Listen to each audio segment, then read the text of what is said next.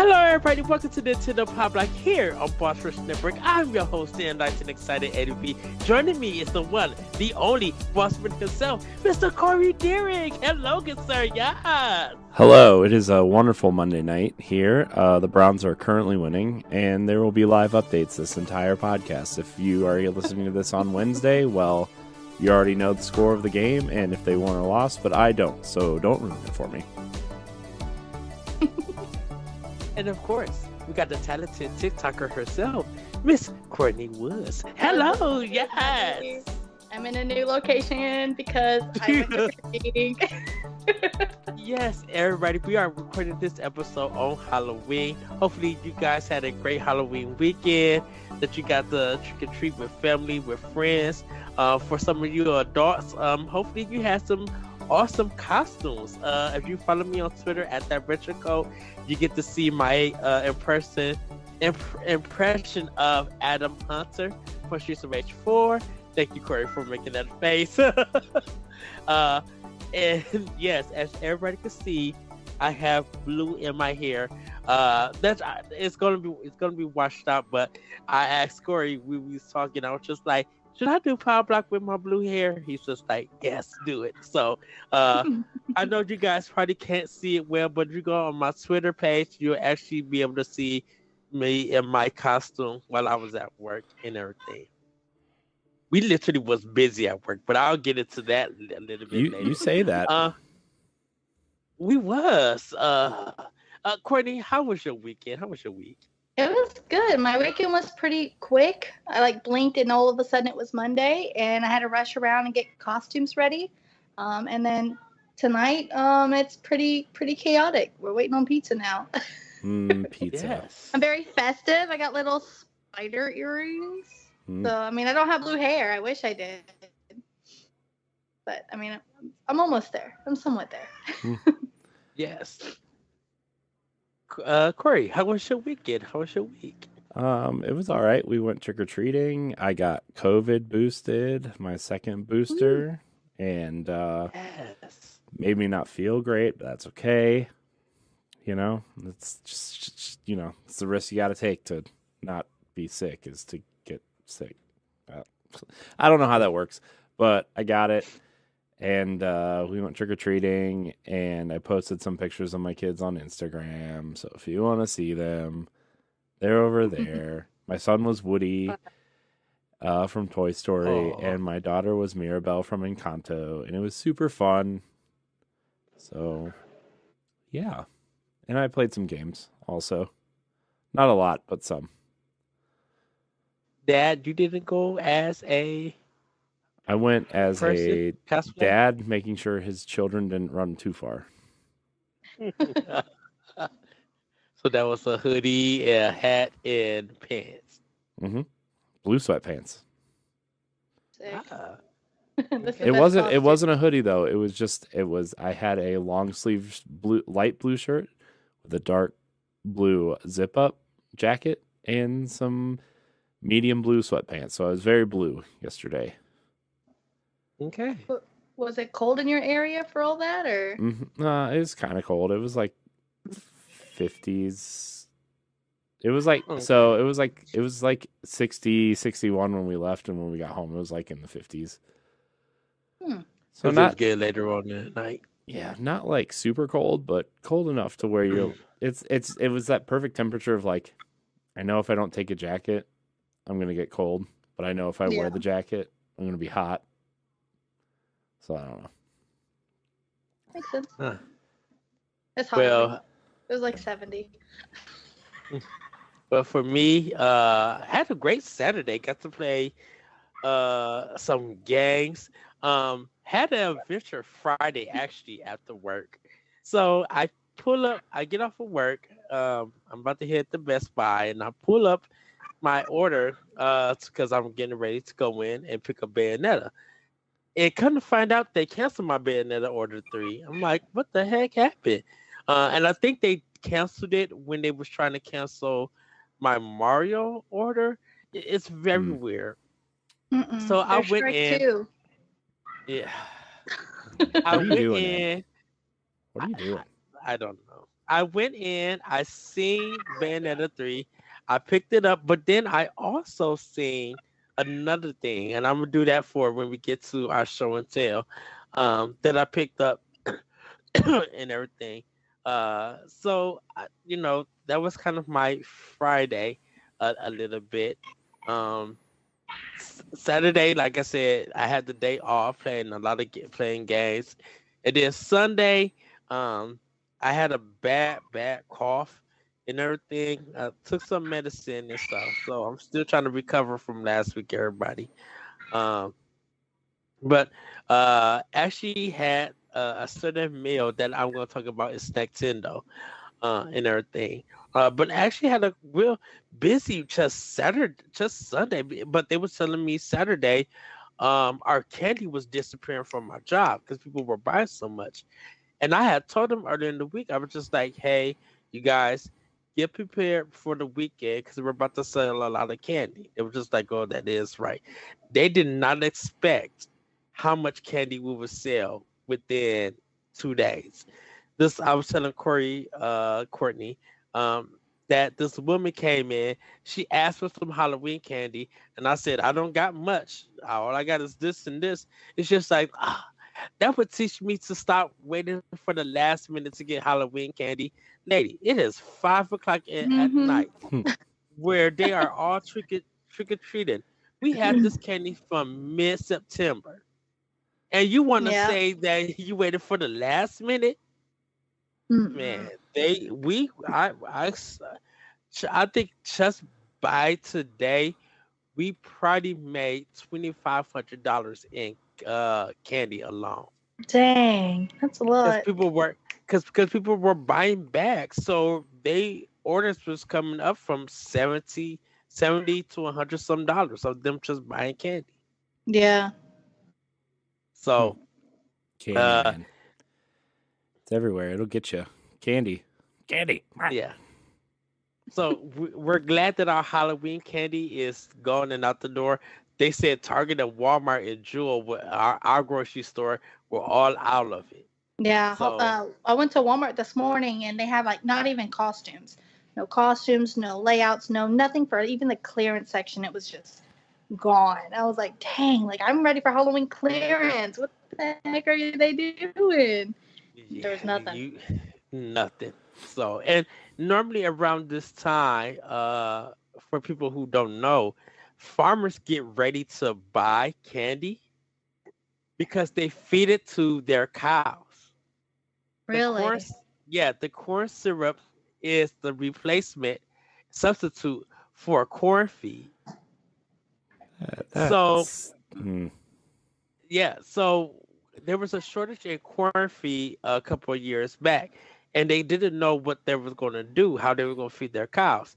So they was giving them candy corn, Snickers, Kit Kats, M&Ms. They was giving them all that candy because it was made out of corn syrup. And of course, the cows are loving it and all of the sweetness, but it was producing milk still, like they were doing uh their corn feed. Hmm. So normally since the candy goes like on sale and stuff, they offer it to a lot of farmers for the cheap. So they'll get candy for 70% off or 75% off, and they'll just buy all the bought candy. So a lot of that candy corn, the pumpkins, all the stuff that people hate, they'll give it to the farmers. They'll make some money off of it, and farmers will just uh um will feed it to the cows and make more money because they didn't have to pay that much for feed for the corn feed. Do you think it's weird that they can feed the candy to the cows, but we can't feed that kind of candy to dogs? Well, cows have like Yes. 4 You know what I stomachs, mean? so I mean, Oh, they do? I think Hmm. Huh. so. They have multiple stomachs. I don't know if it's 4, but it's. I The gotta more look you this up know. now. Here we go. Cow science. Here we go. Yeah. How So many stomachs do cows have? Question mark. Quick yeah, they facts. were. Hold on. Time out from the candy talk. We gotta talk about cows. We have to figure this one out. Uh, cows have So they have something called a ruminant stomach, which have 4 compartments: the rumen, the reticulum, the amacum, and the abomasum. And each compartment digests differently. So it's kind of like they have 4 stomachs. I knew they had 4 something. It's kind of like a stomach. Not quite a stomach. Yeah. Not quite 4 stomachs, but It sounds like it's a stomach. It's pretty cool. Yeah. Mm-hmm. Yeah. So Kyle's looking forward to those Twix and Moo. candy corn. I also look forward to Twix. You call me a Heck cow, yeah. Ed? I mean, the cookie and cream ones, like we'll mix to a bag or two. Oh, hey, speaking of candy, I don't know if y'all heard this, but so candy corn last year was number 1 of the worst candy for As it Halloween. should be. As it should be. Something took its place this year. You want to know what it is? Oh no, what? It was Circus Peanuts, the orange candy. Yeah. I mean, it's It's like a first place now. It's like a 1A, 1B situation. Okay. It's like they're both bad. Yeah, but the Well- vote this year, it was the Circus Peanuts. Well, which is weird because circus peanuts is really hard to find in stores. It's because nobody Yeah. likes them, Rarely so go- nobody stocks them.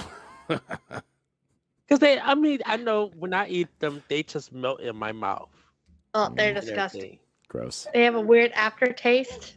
I mean, you might as well just use them as packing peanuts. I mean, that's basically Yeah. what they are. Well, but I wonder if the recipe has changed. Nope.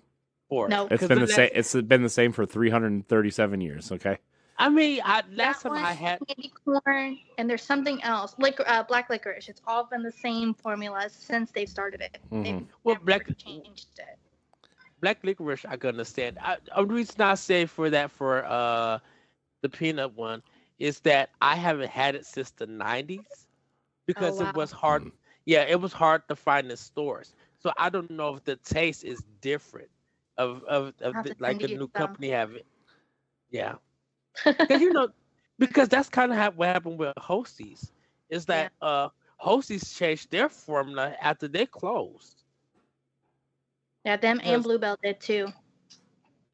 Yeah, I wonder why. Because everybody realized that Twinkies were like the worst cake treat ever. That's why. But Twinkies was the bomb. No, they're not. Anybody who says they like Twinkies are lying to themselves.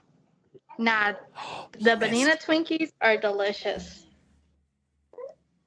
Now, I do miss the pudding kind of pies that Hostess used to do. Yeah. The vanilla ones was so good. I never got to try the Ninja Turtles one. Time out from the podcast. Here's a Cleveland Browns update. The Bengals just tried to kick a 50-something yard field goal and they whiffed. They missed. So Browns are still winning 8-0. Continue. All right. Sorry. I was giving. They're going to end up losing. Probably. That's how it always goes. We always start out great and then we always just, I don't know. Yeah. You start getting cocky. Words that you can't say on a Nintendo podcast family program. Oh, yeah, I can't say that. My bad. So, My bad. Just cut it out. No, I'm saying things I want to say about the Browns you can't say on a family program. Oh. I thought it was like, oh, crap. Even worse. Well, Corey, we got some housekeeping, so I'm turning it over to you. Oh, okay. I guess I can do that, huh? All right. So, housekeeping. We're bringing it back in full-fledged glory. This is Nintendo Pow Block, the Nintendo podcast for Boss Rush Media and the Boss Rush Network, where each and every week, Ed, Courty, and I, as well as our friends from around the internet, come together to talk about the week that was for Nintendo, including news, rumors, new games, classic trivia, snacks, and more. You can catch the show live on Monday nights on twitch.tv/Boss Network or on YouTube and podcast services every Wednesday. You can follow us on Twitter, Instagram, and TikTok at Pow Block Podcast and be a part of our communities in Discord and Facebook. be part of the conversation by submitting your questions to the show on Twitter or Discord. You can find all of our content over on bossrush.net. Yeah, so a couple of little pieces of housekeeping. We're about to have a team meeting to discuss content for the upcoming year for 2023, which is crazy to think that that's next year, but also like it's only 8 weeks away. So, yeah, we're going to be having a Pow Block meeting and probably some sort of Boss Rush meeting in the near future. Definitely a Pow Block meeting because we want to do more in terms of games and stuff. So, yeah, I think we want to kind of have a turning point for this show and the surrounding shows and just kind of add to it. Courty's brought a lot of great ideas in terms of social media stuff, and we now have the ability to do more recordings if one of us is not here because of Courty's ability to do that as well. So we're going to kind of talk about things, do things, find some interesting new roads to grow our audience because, I mean, Pow Block is just, it's our baby, Ed, right? So, yeah. Yes, it is. So look out for that. And, yeah, I don't know. There's going to be some cool things. So just keep an eye out, I guess. That's how that works, right? Mm-hmm. Yeah, we're gonna just throw everything out on Monday, just be like, or no, Tuesday, and be like, surprise! Yeah. What is all this? Yeah. So we're also gonna try to like, I don't know, since Standard Definition is kind of on hiatus, I think we're gonna try really hard to get the shows out on Tuesday, just so that we don't have that 1 day gap in terms of news, and then like that would mean like a 10-day gap in terms of, you know, in terms of news for the next show. So, we're also going to try to do that, but that's a TBD situation. But other than that, yeah, I mean, here we are, housekeeping. Dunzo, if you will. Leave us a 5-star rating or review on Apple Podcasts, please. It would really help. If you are a Google listener, download iTunes and leave us a 5-star rating. Also, Spotify allows for ratings, too. But Ed, and before we get into the main show, we're gonna go ahead and do Patreon too. Yes. So if you want to support Nintendo Pow Block and the rest of the Boss Rush Network on Patreon, you can head it over to our Patreon, patreon.com/Boss Rush Network. For those who don't know, Patreon is a monthly subscription-based service where you can support your favorite creators directly and receive perks at different tiers. We currently offer 2 monthly tiers: the $1 early access tier, granting early access to Pow Block's expansion pass, as well as the Boss Rush podcast, Boss Rush After Dark, Talk the Walk, and 1v1 interviews, and the $5 Patreon producer tier, which grants you early access plus gets your name read on this podcast and others across our family of shows. So without further ado, let me pull up our Patreon here because I was too busy reading the notes that I didn't pull it up. Without further ado, our Patreon producers for this episode of Nintendo Pow Block are Adriel Munger, Austin Campbell, Celeste Roberts, my wife, Sana Dirrig, Francisco Santillan, Rebecca Jewell, and brand new for this month, Christian Skipper. Welcome, Christian. I want to thank all of our Patreon producers. I want to thank all of our patrons. And I want to thank all of our free listeners. Remember, all of our content remains free. We just supply you with some cool stuff for being a patron. If you are a free listener, please leave us a 5-star rating or review on Apple Podcasts or Spotify. If you're watching on YouTube, remember to hit the subscribe button, hit the bell, like the video, leave a comment, tell your friends. Yeah. Check out all of our content on the website, the bossrush.net website. Yes. Yeah. Yes. Everybody, You know what Woo! time it is? Snacktendo! Yes, everybody, it's time for us to talk about snacks for Snacktendo. I'm going first because Corey, I did get the Southwestern egg rolls from Chili's, and it was delicious.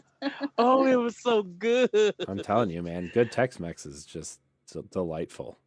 Delightful. Yeah, I had the three appetizers. You know, so I had some honey barbecue chipotle boneless wings. Ooh, holiness! Ooh, they were so good. I'm like, I might have to order this by itself. Uh, the little burgers that they came were they were just so good. I was like, oh, this is so delicious. Had Pizza Friday for Detroit Pizza. But yes, that's what I had the Chipotle and everybody. Uh-oh. I found this while working. What are they? Like the Snickerdoodle Snickerdoodle Oreos? Oreos. Yeah. Those are really big around Yes. here. We just put them out. I haven't got a chance to taste them. I think we got them last year, but we sold out, I believe, and I didn't get a chance to taste them. So I definitely picked some up, and everything. Um, had a Whopper Junior today. Just been enjoying that. That was good.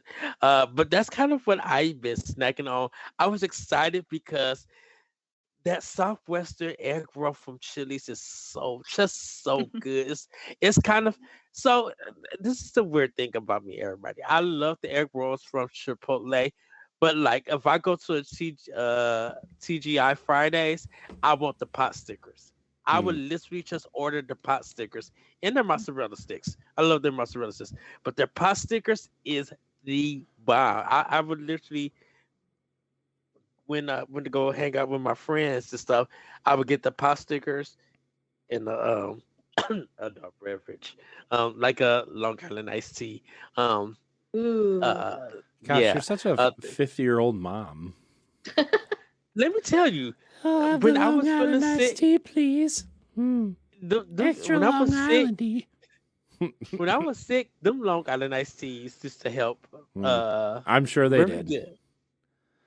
Just I like used to only have just like the bourbon that parents used to give their babies for teething. Okay, sure, it helped just like which, that. which reminds me, I had some rum cake at work today. Oh well. Ooh. And I will be having some tomorrow because that cake was moist. It was good. Then the alcohol kicked in. I was just like, oh, I'm gonna be toe. We all, as the management, will be toe up in this mud. Wow, wow, wow, Uh wow. Oh, he's froze. Yeah, he froze. Yeah, it's fine. He's frozen. There he is. Oh, hi. Yes. But I can't say that was my first time having rum cake. I've never been allowed to have any as a kid. Yeah. And my it came from one of my employees who just came back from vacation, and they shared the cake with us, and this is really good. So there we still have some there, so I'm gonna eat some when I get back to work tomorrow. Help me get in the mood to work. I wasn't swaying. I wasn't going side to side. I was just like, ooh, this alcohol is really good. But y'all Wow. I'm like, ooh, Wow. y'all threw it in. Um, and I was told that, you can eat it. I'm like, you can eat it and everything, but once you open it, you got to eat it quick because, um, they like airbag it, like kind of like air freeze or whatever, or they seal it in the way that they seal it and stuff keeps it really fresh. But once you open it, everybody has to eat it quickly because that freshness starts to go away and everything. So we'll still have some for tomorrow that we could just like cut and eat and everything. I told this one person, I'm like, if you see me leaning side to side going this way, uh, give me some water quickly. Right. uh, but that's been my snack then, though. Corey, what you been snacking on? I mean, I don't really have any real updates. We got the 5-cheese pizza from Aldi though this weekend. The Mama Cozy's 5-cheese pizza, and bought an extra pack of pepperoni and slapped them babies on there. Throw it in the oven for 14 to 18 minutes. Comes out all nice and delicious. And man, I gotta tell you, Aldi has the best oven. Here we ready go pizzas. again. Just saying. Here we go again. Nope. That's all I have to say. I'm just saying. I mean, Ed, it's no Pizza Hut. Okay, it's no Pizza Hut, but it's What? I agree with you. Mama Cozy's I know. pizza is good. I'm just giving you a hard time. You know how it is. But yeah, it's I love that pizza. It's so good. So that's it for me though. Courtney, what have you been snacking on? Well, I'll tell you what I'm about to snack on is the 2 buckets of trick-or-treat candy that I have going on. I've got Reese's Peanut Butter Cups. I got Hershey Kisses. I got Hershey Bars. I've got popcorn balls. I've got Peanut Butter Kisses, which are like, oh my God, they're delicious. They're so good. The little, they're like in these little wrappers, like Tootsie Roll wrappers, but they're only orange and black. There's not really a name for them. I googled it. They're called peanut butter kisses.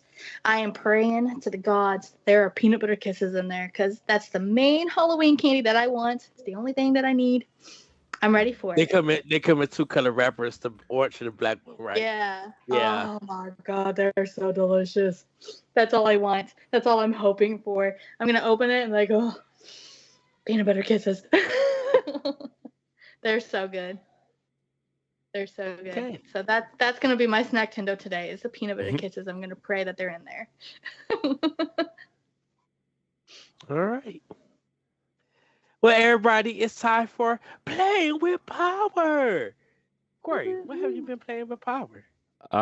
Well, I've gotten on a Tony Hawk kick again for some reason, so I've been playing that.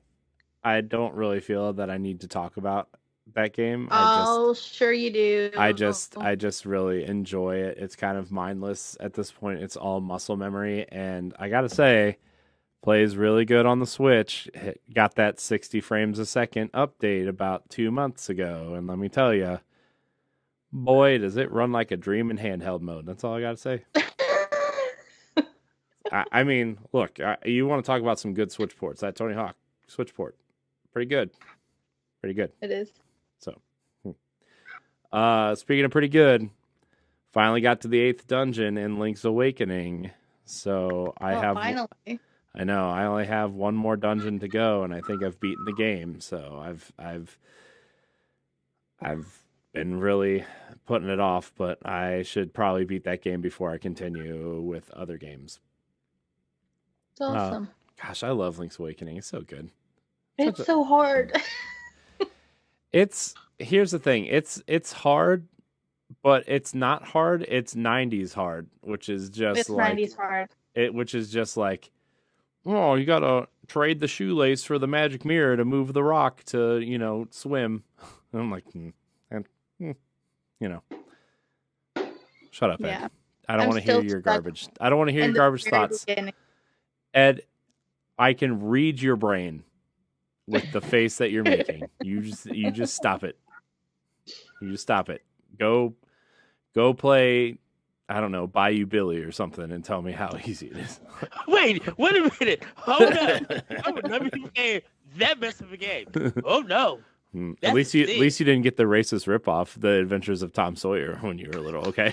Like this guy.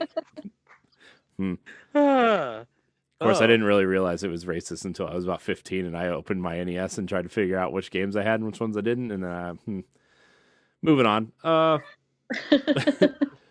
But I've been continuing my journey with Nier Automata, and it is a really special game.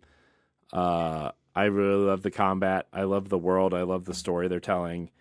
Even though I'm not going to spoil it here, but I kind of already know what happens and what the real ending of the game is and everything, because when I wasn't playing it, I heard about 3 or 4 spoiler casts on the game because I kind of like it just looked like a game that I wasn't going to play. So like I just didn't care, and it was part of my podcast rotation on the podcast that I listened to. I was like, okay, well, I'll listen to this because like I kind of want to be part of the conversation, even though like I didn't play it, you know. But now that I'm playing, I'm like, oh man, I kind of wish I wouldn't have listened to those now, but whatever, it's fine. It's still an enjoyable game. The combat's super fun. The customization's kind of fun. And I'm just kind of chilling in the desert, kind of fighting these robot people and trying to move from mission to mission, and it's super cool. It gives me like I know a lot of people, including me at times, like to kind of hate on Platinum for certain things, like their boisterous personality with Hideki Kamiya, and like for every great game, they put out like 1 or 2 stinkers, right? Like I don't know, Ninja Turtles or Legend of Korra or Transform, you know, like these B tier kind of whatever. Babylon's Fall, to say the least. But but that Nier is Nier, and I'm sure Ed, we're going to talk about Bayonetta 3 in a minute. But Nier is the game that you point at and you're like, this is what Platinum can do, right? And Platinum makes special games when they're running on all cylinders and they put their heart and soul into it. And we're going to talk about it in a little bit, but like Hideki Kamiya is like really, you know, what do you say? He said something like, I am indebted to Nintendo for the rest of his life for letting them do games like Bayonetta. And you know, I think that studio, for as much crap as they get or as much love as they get, they have a lot of heart, I think. And I think that goes a long way, all the way back to their Clover days with Beautiful Joe and Okami, right? So, Platinum is the game, or Platinum. Nier, I think, is one of the games that you point at and say, this is top tier Platinum. And I think Bayonetta is another game that you look at and say, this is top tier Platinum, you know?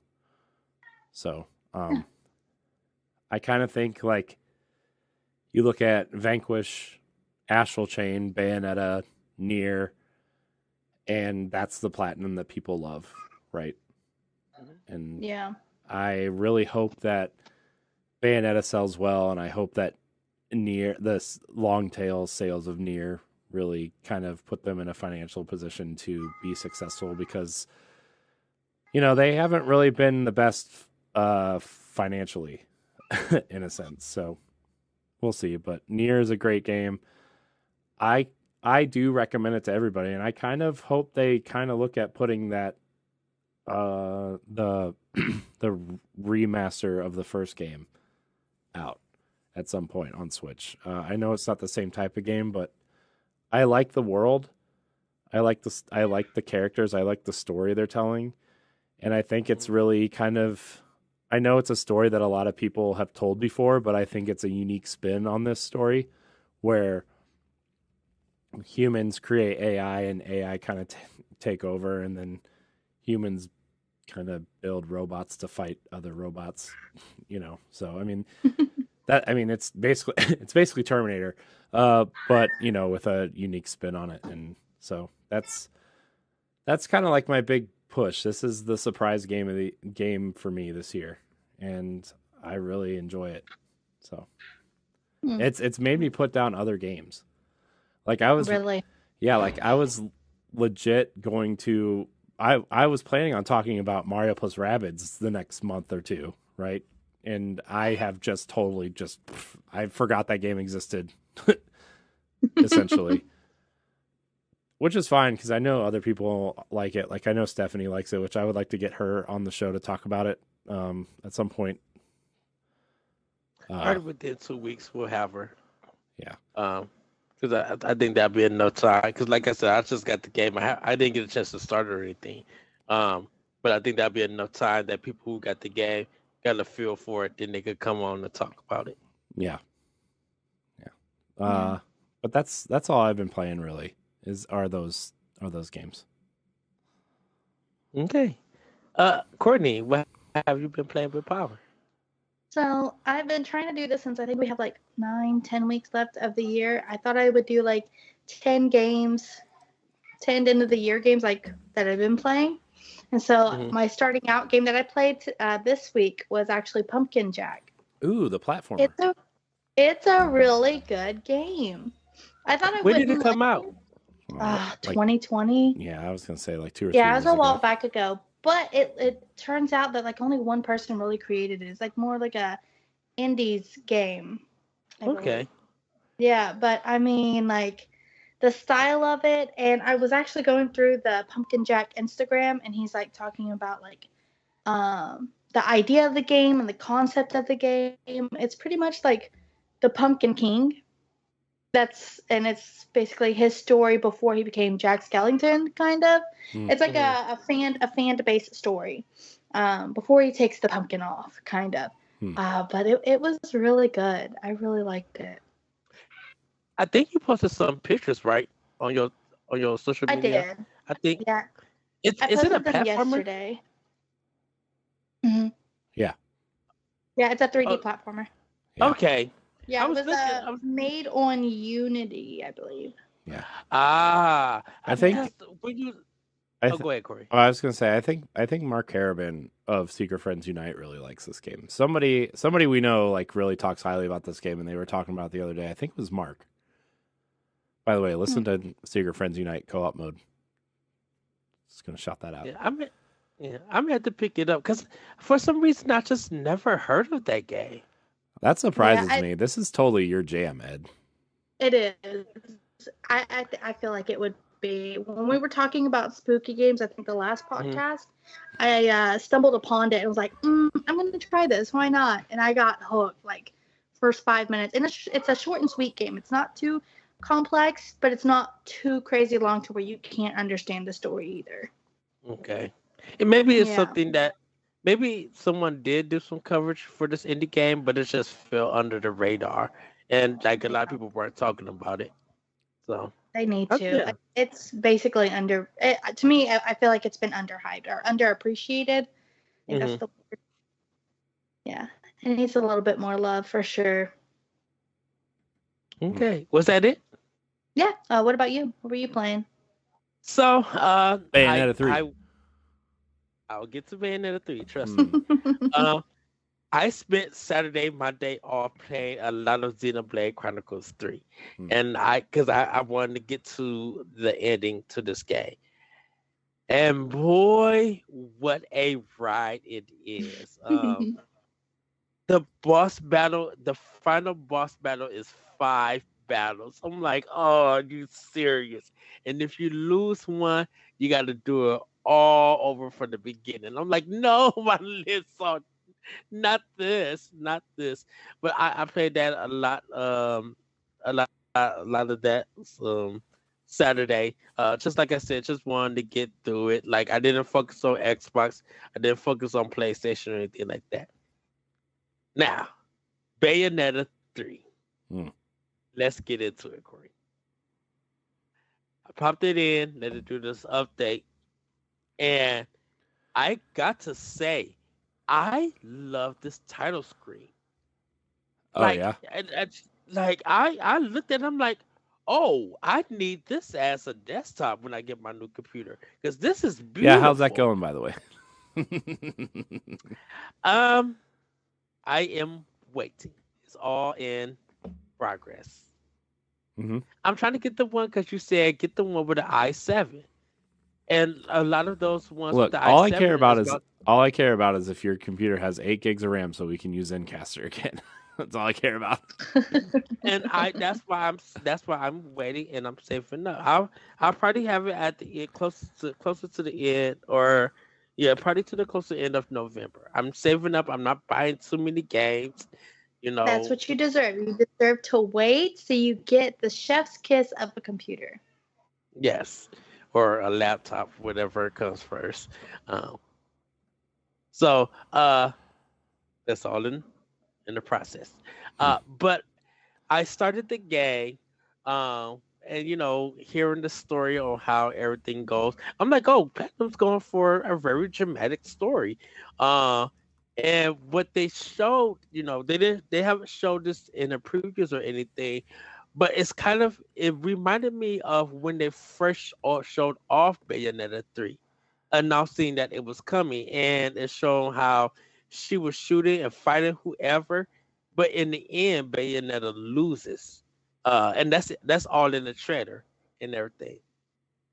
So it's kind of like when you see the cutscene about what's going on, you're like, oh, okay, so this is they're doing the multiverse, they're doing time dimension and all of this stuff. But it's kind of cool on how they played it. The moment she walked out, because she is back on Earth, is on our planet or where it is, because now it takes place in New York in Manhattan. uh she walks out the shop carrying a bag full of bread uh and everything. And the way that they brought her out and everything, okay, of course her hair is braided, and she have on like this pink sweater.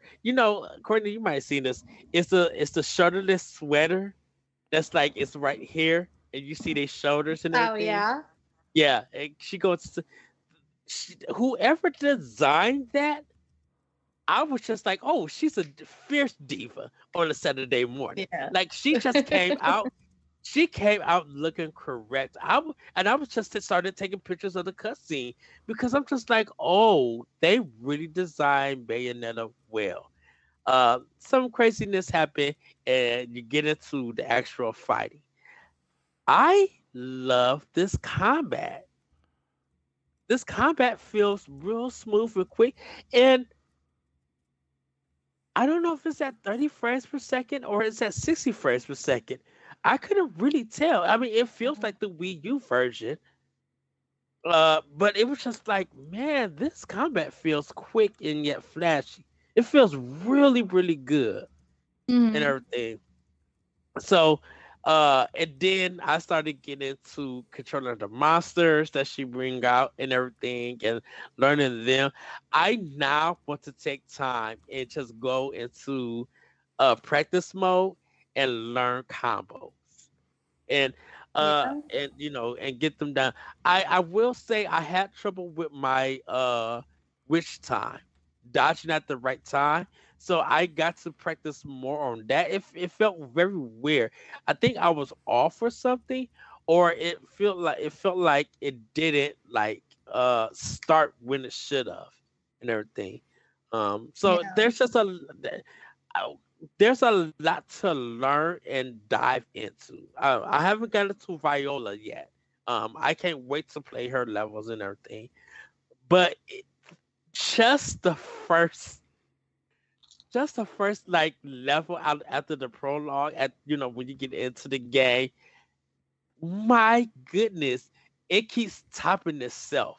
It's so in the reviews they call it over the their how this game is OTT over the top, and it keeps Mm. topping itself.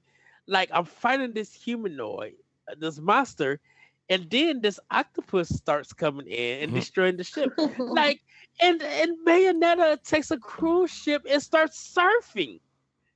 Like it's so crazy. I'm like, wait, what's happening?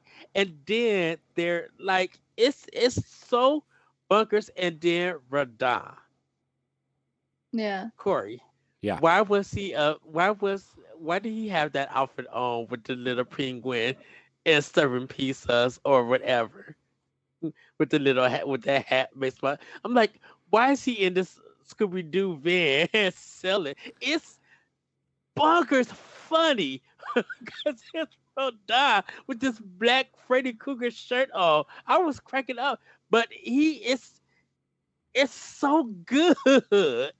Yeah. Yeah, I'm man. So that's actually one of the first games of 2023 that I think we're going to stream is the entire Bayonetta trilogy at once. Mm. That's the goal. I think we have to at this point. You have to let me know so I can go ahead and get a head start to get all three of them. Do it. Do it. I saw it in where was I today? At Walmart. I saw it at the top shelf. I was like, do I want to buy it now or do I want to? Yeah, because you won't be able to find it. Bayonetta. No, you don't think so? No, Bayonetta. So Bayonetta 2 is actually extremely hard to find physically. Mm-hmm. And yeah. So, and 1 is actually, Nintendo already came out and said that 1, they just released a physical edition of 1 in September and said that it's going to be extremely short printed because it's kind of like a collector's thing. And so you can download all 3 though, right, on the Nintendo shop? Yeah, you can. But I'm saying for like physical collectors. Yeah. So, me. Yeah, I actually, here's the thing. My new strategy this year was to buy all the games physically, and then the ones I want to play, I'll just buy digitally. Because I'm really afraid of a Wii U 3DS situation with the Switch. And if I don't have the games physically, then I'll never be able to play them again. Yeah. Pretty much. It is going to end up happening that way. Yeah. So, anyways. Well, Corey, your thoughts on Bayonetta 3? I haven't played it yet. I was going to, and then I got caught up in Nier and Link's Awakening. Link's Awakening. Yeah. Look, I want to finish the first 2 games before I play 3, right? And I'll feel like a poser if I don't play the first 2. And I have played the first 2, but I haven't finished them. And Kamiya actually came out and said, "We highly recommend you finish the first 2 before you play 3." And I don't know if that was like a sales play, but buy our games, please, so we can make more games. But also, like, I kind of feel like Platinum and Bayonetta deserve that from players, is to like play the games, you know. So, also, by the way, if you buy 2 digitally on Switch, I think you get 1 at a discount or something. Yeah, 1 at a discount. Yeah. Because if you bought 2 physically, when they came out, you got the digital. You got the first one for free. Yeah. So. So I own the first game physically and digitally because I got Bayonetta 2 physically. And then I own, of course, I own Bayonetta 3. Mm-hmm. Yeah, I own them all physically. I own the first 2 digitally. I'm gonna buy Bayonetta 3 digitally when I play it. Yeah. So it was the same. It was the same way with Wii U when Bayonetta 2 came out. If you bought Bayonetta 2 physically, you got it for free digitally. But they shoved the disc in there on Wii U. They shoved the disc in there. 2 discs. Yeah. Yeah. But I have to say this because I'm sorry, everybody. Here he goes. This is before the second chapter. So, this starts the second chapter. They go to Rodin's hideout. Uh-oh. He's frozen. No. Hello. Yep.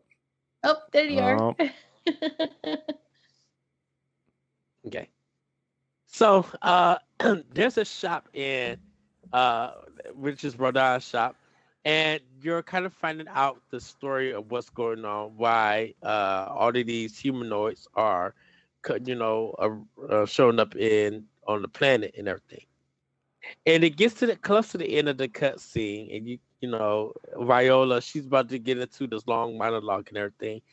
But before that happens, Rodin asks the Viola, she says, Viola, just a quick question. Are you going to introduce me to your friend? And it's a Cheshire cat that came out of nowhere.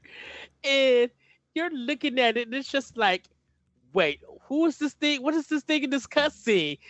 And you everybody literally becomes Rodin to be like, what in the world is this doing in my bar?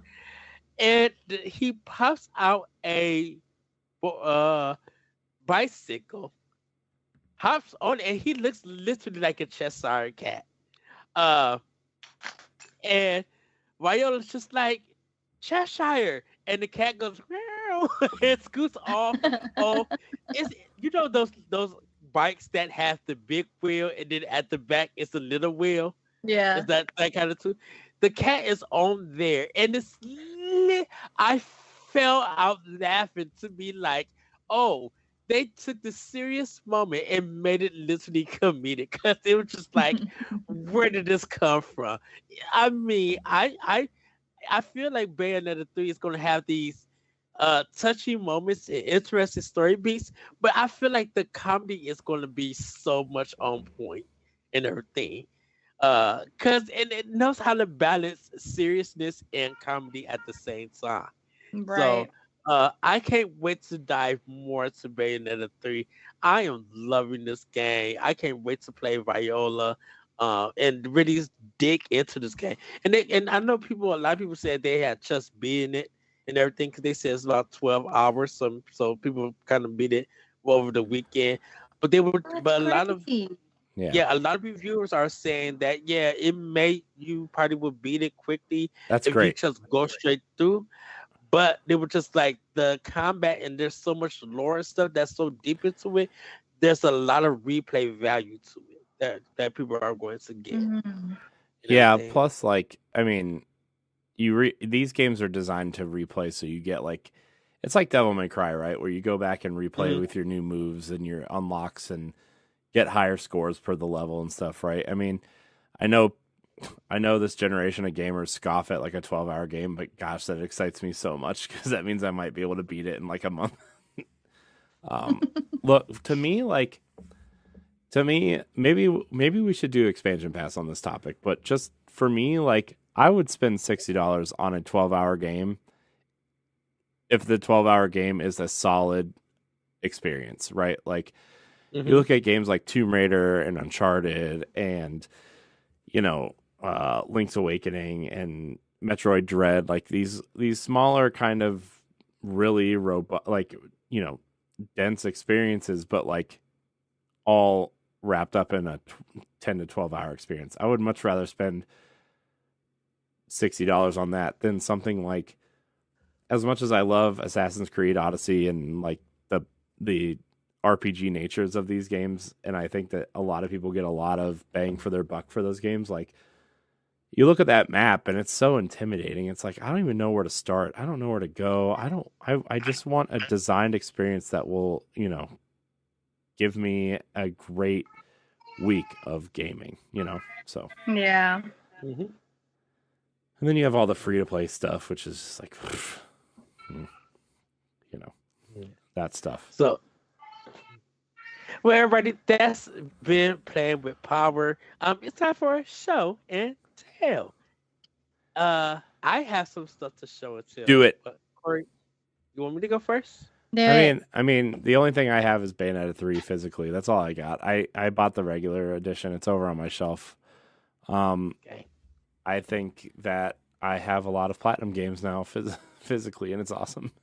So, Well, I have the Cosmic Edition of Nice. Mario Rabbids. This is the Best Buy edition. what do you get with Um, that? What's the Cosmic Edition? What does that mean? I think there's some bonus stuff that's in it, like cosmetics and everything. Yeah, includes a Galactic Prestige collection, where it's a gun, looks like a sword and another gun and Hmm. everything. Um, Hmm.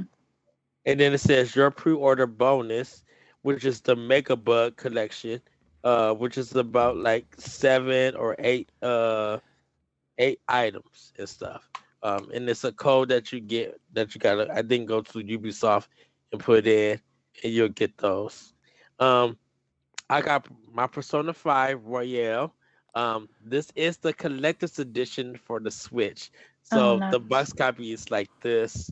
Oh, your Um box coffee came with a sleeve? yeah, because mine's the collection one. What? Hmm. Yeah, so this is a game with the CD and stuff, I don't and want to hear then it. this is the back side of it. This That's glossy with awesome. the front. Yeah, it was $59.99 at Best Buy, It literally that was the version that I got and everything. Um, so I also got to pick up Mortal Kombat Legends, uh, S- Snowblock, sequel to the Mortal Kombat animated movie that they did, that Warner Brothers did. That That's came out. awesome. It was the one. The first one had Scorpion in it. This one, I believe it's just another character from it. I haven't got to check it. But this one features Kano. It says the vicious power mad Kano is determined to take over Earthrealm one soul at a time. Assisted by a trio of cold black dragon mercenaries, he embarks on a brutal assault from the town to defenseless town. The choice is simple: kneel or be annihilated. Kenshi, a rebel warrior, calls on Kuei Liang, the only one powerful enough to challenge the malevolent Kano. Uh, and then it goes on this version. I got the 4K version, so it's the 4K Ultra HD Blu-ray digital code for it. So I'll be watching that on my Series X when I go on vacation. Um, but those Awesome. are those are the things that I picked up. Oh, I also picked up another one. I'm sorry, everybody. I forgot to show this one. So when I got my Valkyrie Elysium for my PS4, I picked up the Wind Rises from Studio Ghibli. Nice. Sorry that it's kind of bent and everything. But this is the Blu-ray DVD limited edition steelbook. I've never got to see this movie. So I'm excited to literally sit down and watch Definitely it. need an opinion when you watch it. I sure enough It's would get it. so good. I was telling Courtney that I want to get all the Studio Ghibli films, but then I'm waiting for all of them to see if they got some 4K versions because I want to rebuy everything in 4K if I could. Because like Yeah. Princess Mononoke, Spirits Away, um, My Neighbor Totoro, and the one with the girl who she turns to the old lady. Uh, A house is moving castle. House Moving Castle. Those are I want to get because everything else is like automatic. Like Porco Rosso, I need to get. Oh, Um, that one's already 4K, I uh, think. okay, I have to look for that one. What is the one where it was? They were in the sky. Um, Castle in the Sky. Castle in the Sky. That Oh, one I that's need to a get. good one. That's why I need to rewrite. Like I need to write down the whole thing and try to get it. Cause even like Ponyo, I want to get and Yeah. everything. Even I think I though the actually have a like, list. I can send it to you. okay, uh, yeah, cause I need to get all of that and see what they're on 4K because I love Studio Ghibli films. Yeah. Some of them are hit and miss and everything, but I love sitting down and if I'm off on a day, just watching those movies. It's so good. With it. Awesome. Well, everybody, it's time for Family News. Corey, take it away. Yeah, Fammy news. So we're just gonna kind of fly through some of these. I mean, there's not really there's not really a lot of news. There's really just scraping the bottom of the barrel, to be honest. But our first story comes from actually the Witcher website. The Witcher 1 is getting a full remake from Polish studio Fool's Theory. A few months ago, CD Projekt Red laid out their development roadmap that involved a sequel to 2020's Cyberpunk 2077, a new IP called Project Hadar, and a new Witcher trilogy. Projects Sirius by Molasses Flood, and another Witcher game only titled by its codename Canis Majoris. We now know that this game is a remake of the first Witcher game being developed in Unreal Engine 5. A recent tweet from the official Witcher account stated, we're thrilled to reveal that together with Fool's Theory, we're working on a remake of The Witcher using Unreal Engine 5. We want to do this right, so please be patient. It's going to be a while until we can share more details. The first Witcher game originally came out on the PC in November of 2007, followed by its sequel, Assassin of Kings, in May of 2011. The Witcher 3 is one of the biggest games of all time, releasing in 2015 and selling over 40 million units across all platforms, including over 2 million on the Switch. The video games are based off of a popular Polish book series by Andrzej Sapkowski and spawned 2 Netflix shows and an animated series. So The Witcher 1 is a weird kind of thing. It is actually an isometric top-down CRPG, a la Baldur's Gate or a little Diablo-esque. And, it was kind of like a really niche game. And then, The Witcher 2 kind of went third-person action RPG. And then, obviously, The Witcher 3 is what it is, right? Like, it's one of the biggest games of all time. I really enjoyed what I played of it, and I would like to play more if I ever had time or energy or, all that stuff. But, the reason why I think this was worth bringing up is just because The Witcher 3 came to Switch, and I don't know what kind of remake this is going to be, if it's going to be kind of like an open world RPG a la Witcher 3, or if they're going to stick to its roots and be a CRPG top-down type thing. But I think either way, this game could make its way over to Switch, and I just wanted to know what your guys' thoughts are on another Witcher game. I think with it being... should do it. Yeah, I think it's going to be like the third-person action game like Witcher 3. A little bit. I don't think Switch is going to get it. I think their next console is going to get it because it depends on when this game is going to release. I think. I think they're going to try to focus on Series X, PC, and PlayStation 5 first, and then whatever Nintendo's next console is that they'll go there to release it. I feel like. To me, it would be a perfect launch game for their next generation platform. Keep in mind this. It's probably going to be at least 2 or 3 years before you even hear anything about it, right? So. And that's just hearing about it. That's not it's being launched. That's just, it might. That's your TBDs, Where they're taking precaution because of, of Cyberpunk and everything. So that's why they switched it to Unreal Engine 5, because they feel like since this is more of a safer bet and everything, and it's probably more easier to use than our own engine, we'll just use this to make these games look beautiful and run and play better. But like for it, when it comes to Nintendo, I think they're going to wait till they get to the next system and everything, because I don't feel like CD Projekt Red is going to do the Switch version or a next Nintendo version.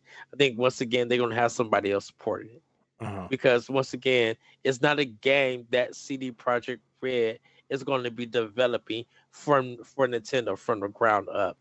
They're going to create the game, give it to someone else to do the porting, and call it a day and make bank if it sells. I would rather have them do something with Nintendo from the ground up to learn whenever their next console comes in. I would rather have them do something exclusive for Nintendo from the ground up and everything that's outside of Richard, that's his own IP, so they can learn Nintendo's hardware and how to make games. Yeah. Well, we know they're not going to do that. But yeah, I know. No, I actually think The Witcher 3 on Switch is a really great version of the game. I know, like, the Series X version and the PS5 version are coming out, and the PC version runs great and whatever, but, like, we kind of, as Nintendo fans at least, we kind of complain all the time that these bigger games aren't coming to the platform. And, like I was talking about with Nier Automata and again with The Witcher, like, it might not be the prettiest version of the game, right? Like, okay, yeah, you're gonna have to make some concessions, you're gonna have to make some graphical changes, or the draw distance or the way that things get drawn in when you move throughout the world, right? But like the fact that Saber Interactive and Virtuous and Panic Button are all taking the time to put these big games on the Switch, and then you turn around and get games like like the new Resident Evil games or Kingdom Hearts games, and it's like, man, somebody could like I get like the rate of return is what they're weighing, right? But like you got to give it to companies like Bethesda and CD Projekt for at least trying, right? And Sega, and because like I played through. I mean, I've said it a million times on this show, but like I've played through Doom on the Switch. I played through Wolfenstein on the Switch. I played a lot of The Witcher. I try to play a lot of the third-party games on the Switch that come there because, I mean, A, we run a Nintendo podcast that people need to know, but also like I love playing on the Switch. Switch is my platform of choice always and will always be until Nintendo puts out a new platform, right? And I would like to see some of these games come over.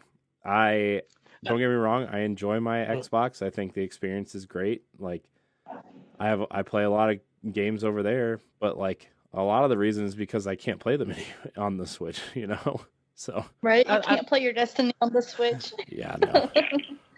I think a lot of people love when third-party games are on Switch because, like you said, Corey, that's the way that you prefer to play. A lot of these third-party games get completed on Switch than they do on Xbox and PlayStation and PC. And I'm not knocking those consoles or anything, but a lot of people invest a lot of their time on Switch because sometimes they're on the go. They got families, progressing in a game that maybe that probably has to rely on internet or rely on a patch or updated stuff. If people could get that instant gratification on the go and everything, then they'll, as long as it works, it can look whatever. Well, I won't say it can look whatever way that it looks, but if it looks decent enough and runs fine, people are going to invest their time into playing it. And I heard more people say they finished Witcher 3 on other platforms, even though CD Projekt Red kind of got known because of The Witcher 3. I'm happy for the sales that it got in our thing. Yeah, but if more people are talking, go ahead, Corey. No, go ahead. Oh, I just feel like that more people will literally talk and finish games on Switch than any other platform. I mean, that's not true. But also, like, I think there are certain games that people spend more time on Switch because it's portable, and I think that's a lot of the reason why you see games like a lot of JRPGs. A lot of people play those on Switch because you're just able to throw it in your bag and take it with you if you're on the train or on a bus or something, right? You can totally just play it for 45 minutes or whatever. Or if you're on your lunch break at work, you can play it for an hour, or, you know what I mean? Like there's a lot of different reasons why a portable version of a game is really handy and useful. And, I know a lot of people, I actually was shocked to see that The Witcher sold over 2 million units on the Switch. I know a lot of people kind of double dipped on the Switch version. A lot of people double dipped on the Switch version because the Steam Deck wasn't out yet, and the Switch version connects to your PC save. So if you want to take it with you, really, you can connect your PC save to the Switch version, and then you can transfer it back as you play. So that was a big draw for a lot of people. It had a lot of PC games that would come to Switch had that cross save feature. Yeah. So what were they? Think you could also do some. It was The Witcher. It was Civilization. It was, I think, XCOM has it.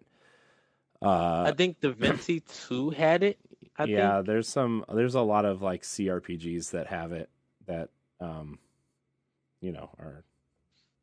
cross save. Yeah. So, yeah, I mean, that was a big draw, I think, to a lot of people, too. Just because I think a lot of people also... I know a lot of people who have never even plugged in their dock of their Switch and just play it exclusively handheld or have a Switch Lite. So, yeah, I mean, The Witcher was popular in that sense. So I hope we get another great game like that, but I don't know. It might be too late at that point. Nintendo might already be talking about whatever their next console is, or so. Who knows? Maybe it'll come to that. We'll see. It's exciting. And plus, Xbox and PlayStation might have a new iteration of their console. I don't want to talk about that yet. They haven't even put out their new consoles yet, arguably. So. Yeah, I know, but I'm just saying. But I'm just saying. By the time CD Projekt Red comes out, I know what you mean. I'm just saying, like, there's still nothing to play on the new consoles that you can't play on the old console, except for like there's probably like what 3 or 4 first-party games total that aren't playable on the PlayStation 4, right? I mean, don't get me started. Yeah, don't get me started with that. Our next story. Hideki Kamiya thanks Nintendo for making Bayonetta 3 a reality for PlatinumGames.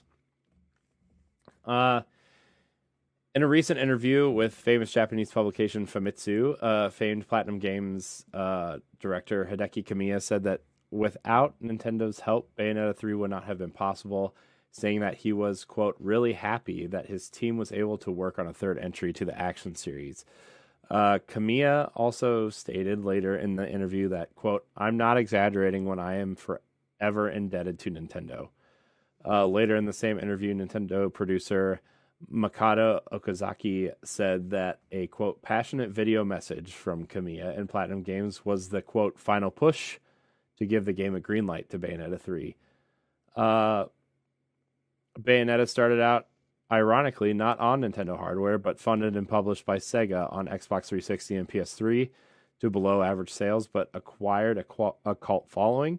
Bayonetta 2 was actually quite a surprise when it was announced as a Wii U exclusive, being funded and published by Nintendo, of all companies. The sequel was released in September of 2014 to high praise and even... crap, I lost my place. And even a few Game of the Year awards from Destructoid and US Gamer. Bayonetta 1 and 2 were both later released on the Nintendo Switch in February of 2018 as a dual pack, where it finally found a much larger audience. Bayonetta 3 was announced at the Game Awards in 2017 as a Nintendo-funded and published project as well. Earlier this year, PlatinumGames hired former Nintendo veteran Takeo Yamane as vice president to hopefully build a better, long-lasting relationship with the company. So, yeah, I mean... Aww. Bayonetta, so I actually looked this up. Bayonetta, didn't even cross 1 million copies sold until it was released on Switch, the first game. I thought it did hit 1 million because of PlayStation 3 and 360. The series in total has only sold a little under 4 million units total before Bayonetta 3 was released. And most of that, I think it said the combined, the Switch sales has outsold everything else combined. So. Wow. Yeah. So, I think Hideki Kamiya's heart is in the right place in thanking Nintendo. I know we, as fans, like to kind of praise Nintendo even when they don't deserve it, but I think that Bayonetta as a character is really important to gaming, and it would have been sad if she was just relegated to one kind of, not to be hard on it, but mediocre game on underpowered hardware, And so, when Bayonetta 2 came out and it was leagues, literally the quality of Bayonetta 2 was leagues above Bayonetta 1. You didn't have all that orange and brown. Yeah. Looked at the first one. Vaseline look also. It was colorful. It ran at 60 frames a second. It was super fast. The writing was better. The story was better. Bayonetta, the character, arguably better. And, Bayonetta 3, I think, from all accounts, at least from the reviews I've read, is actually a really great follow-up. I think Nintendo Life actually said it was better than 2, which is high praise. That's a lot high praise. Yeah, because Bayonetta 2, I know it didn't. A lot of people was talking about sexism and all of that stuff, but Bayonetta 2, when it came to what this like said with Game of the Year, people were saying that it deserves to be Game of the Year when it came out. I Yeah. mean, I know there were some other games that beat it, but it was just something that people were just like this character that didn't no one care for, and people got upset when it got released. Proves to show that Nintendo knows what they're doing when they're working with other companies and want games on their platforms.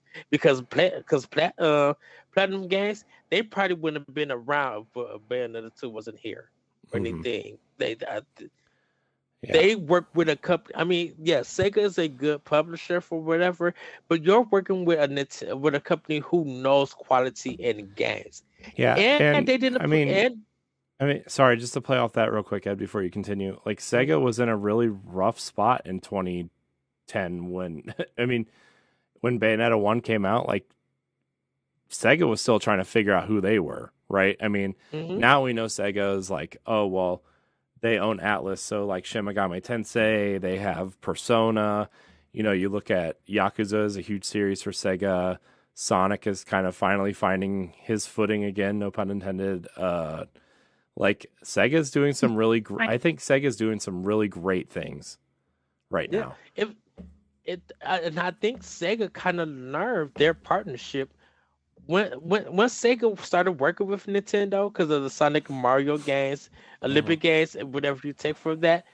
When Sega started putting their Sonic games on Nintendo platforms, they seen how that money was rolling in. Yeah, well, I mean, And like, plus, when you look at Sonic, though, that's like, I mean, that's a kid's franchise, and Nintendo's often associated with families and children, right? So, I mean, that's a yeah, no-brainer. Yeah. yeah. But then Sega put Sega worked with BioWare to put in the Sonic game Oh on God, the I DS. can't believe they made a Ju- Sonic RPG for DS. That was yes, but I think once Sega and Nintendo started working together, because back in the '90s they were people made them rival companies, and of course their commercials were kind of doing whatever. Sega does what Nintendo don't. But Nintendo helped Ah, Sega stay around after they became third party and everything. yeah, So I think Sega kind of realized that, hey, if Sony and Microsoft are not stepping up to the plate because we're a Japanese company, definitely Microsoft not doing nothing. Surprised Sony didn't do nothing. If we go to Nintendo and be like, hey, Nintendo, can we work something out? And Nintendo, like they said, we don't make mature games. But if we work with our partners who want to put an M-rated game on it, do it. yeah. And so they went to Platinum. They were just like, we Well, see potential in this game. We see mhm. potential in Platinum Games. Let's work with you guys, build a relationship, and yeah, regardless of how Star Fox Zero came out, regardless of how what people think of Astral Chain and Bayonetta being in Smash and stuff, you cannot deny that Platinum Games has learned something from Nintendo for Right. them to be able to produce the quality of games that they're on. Plus, like, Platinum. Oh, go ahead. oh, Go I ahead. was gonna say, going back to like, you look at Star Fox Zero and you look at Ninja Turtles and Korra and Transformers and these licensed games that they did, right? Like, those aren't like, I mean, that's definitely like B team platinum in a sense, right? But like, judging by the financial issues that Platinum has had, like these are games to keep the lights on, while they're Hmm. working on their passion projects, Definitely. you know. And some of them work out, right? Like Astral Chain, huge hit, right? Bayonetta seems to be really good. Nier was like a runaway success. I mean, it's sold 6 million Yeah. units. Like that's for a niche game like Nier to sell 6 million units. I mean, that's insane. And you got to make the game. You got to sacrifice some of your goodwill to keep the lights on at the end of the day. I mean, it's a business at the end of the day, right? Like, I know a lot of gamers don't understand or don't care, but video games are a business, and you got to do what you got to do to feed your families and put food in, keep your lights on and keep employees happy. And you know what I mean? Like, you just Right. got to do that. So, I respect them. I'm not a huge fan of every single game they put out, but like, like I said, Nier is like a gem, and by all accounts, Bayonetta 3 is really good. So It's since Microsoft owns um goodness, why could I not think of the company? Ninja Theory. Ninja Theory. Yeah, now that Microsoft's own Ninja Theory and Kobe Tecmo is kind of does work with Nintendo, but that you don't see the Ninja Gaiden series no more. There is no more action style developer out there. That genre kind of has turned into somewhat the Dark Souls route in a sense, Well, I mean, a little bit at some points here and there. I mean, you look at what Tecmo Koei's doing now, right? It's Neo, it's that Wo Long game that's coming out. It's those types of games. It's not Ninja Gaiden anymore, right? Like, as much as we would like to see a new Ninja Gaiden game, like that's not happening, right? We got that No, remastered trilogy, and I think that's about the closest thing you're gonna get. hey, they allowed Devil's Third on the Wii U, so It's true, and it's worth a lot of money. I should have kept my copy. really, I bought that. I bought but that game for $30, and it's worth over $700 now. So oh wow, and but it's a piece of garbage, by the way, everybody. it's it is interesting to see that Kamiya came out as thank Nintendo for this. Definitely with Nintendo Land Platinum do Wonderful 101. Given Astral Chain is Nintendo's IP, but they trusted Platinum to make that game to be like, hey, we know you guys know how to make action style games. Here's our idea. What can you do with it? Or if you guys have an IP, we'll buy it from you and fund everything. Uh, so it's good to see that Kamiya said this. I know he was the supervisor on this game. But I really feel like Platinum and Nintendo in the end probably will have a longer relationship. Hopefully no one doesn't come and scoop up Platinum Games, because if it does, it's really gonna cause a big discussion about not just what happens to the action style genre. Does Platinum lose its spark, and can't gamers also lose their interest in Platinum Games? Because like I'm sorry, I don't want EA to have Platinum Games. Absolutely not. No. I don't want to see anything like that. Nothing against EA, but I know how you treated the developers that you purchased. I wonder. And I wonder. I wonder if Nintendo is considering buying Platinum at some point. Like, I know Nintendo doesn't really buy studios, right? Unless they like really need to fit a need, right? But I wonder if that's something they're considering, because that fills a huge hole in their library, in terms of like M-rated games and action games and just games that tell story, interesting, kind of weird, wonky stories. I mean, I know Nier is owned by Square Enix, but like that game tells a really heartfelt story, I think. And I don't know. I feel like Platinum fills a huge hole for Nintendo in a lot of different ways. I think Platinum Games wants to keep their independence. In a sense, I would have said that 6 months ago, but you saw how they were like trying, when Microsoft was making all those acquisitions, reach out to Microsoft and say, oh, we are open to being bought by Western studios, or like, now they're making all these hires. They hired like 3 or 4 people that previously employed at Nintendo, and they're like, we want to build a better relationship with Nintendo and keep working with them, right? Like they're clearly trying to position themselves to either be bought or have some kind of long-term contractual agreement with one of these companies. And so I don't know if they want to be independent anymore. I know like that, when they all left Capcom to form, when that Clover team kind of got dissolved and they went off to form Platinum, like that was like a huge thing. We want to be independent. We want to do our own thing. But like, I think they're in a space, and the industry is in such a different place than it was 12 years ago when they did that, right? that like, I mean, you look how Microsoft is treating all their studios. They're all kind of like, they're owned by Microsoft, but they all get to do their own thing. They're all well funded. They all can kind of take the time they need to do their own projects. Nintendo kind of seems to be doing the same thing with their teams, right? Like,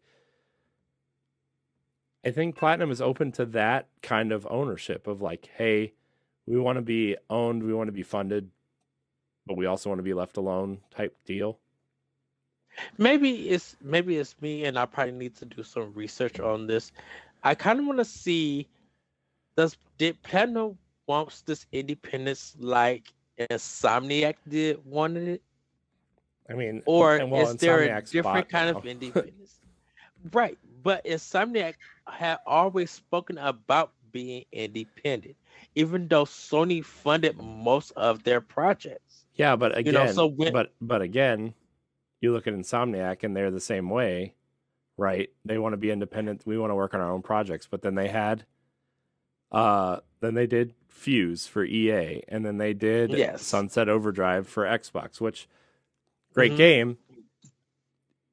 Didn't sell 1 million units until 4 years after the game came out, right? And then Yeah. and at that point, it was on Game Pass. So right, and that's why I kind of wonder, was that the idea for Platinum, or is it now? uh-oh. Ah, nailed it. Uh-oh. He's frozen. there you Now go. he's doing a thing. Yeah. So I don't know. So yeah, that's what I want to see. That's why I said I need to do some research. I feel like they're trying to do something like Shark Tank, where they're just waiting for their best shark to buy them. You know what I mean? They're like, oh, we've got good options, but I really, really want these guys, you know? Yeah. No. But that guy's like, nah, we're No, good. We're here's- not into it yet. Here's the thing: we're all rooting for Nintendo or Microsoft to buy them, but then you look at someone like Sony, who's going to probably come in and swoop them up because they have the money to buy them. I would have said this: a Babylon's Fall would have hurt Platinum in a big time. Nintendo would have brought them. But I think because Platinum also has a good relationship with Square Enix, Yeah. kind of at this moment. Well, I mean, you look at, I mean, Platinum did Nier, right? And they're planning planning another Nier game. They just did the remake of the first one. Like, I think Square is hoping really hard that works out. Or like Nintendo has a great working relationship with Square also, right? I mean, if excuse me, if Nintendo hypothetically, if Nintendo bought Platinum, I was just thinking this. and they went to Square, they can make Nier 3 an exclusive to Nintendo.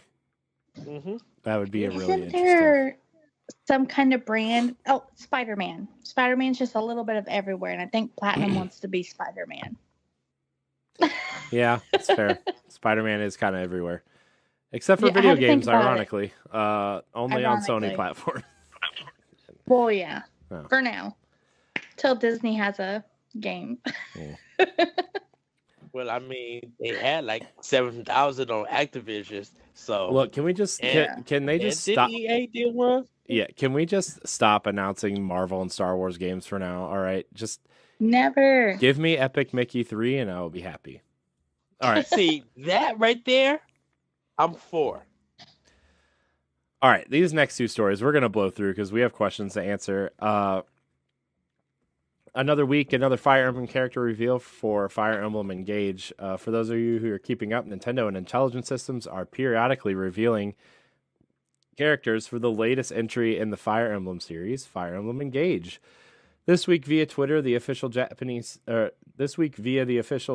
Twitter account revealed Chloe, the lance-wielding knight, soaring above the battlefield on her Pegasus. The green-haired heroine is the third character officially revealed alongside Marth and Celica, though we do know other classic characters are in the game as well, like Lucina from Fire Emblem Awakening. Fire Emblem Engage looks to be going back to its roots of hardcore strategy and bringing back classic characters through its emblem mechanic.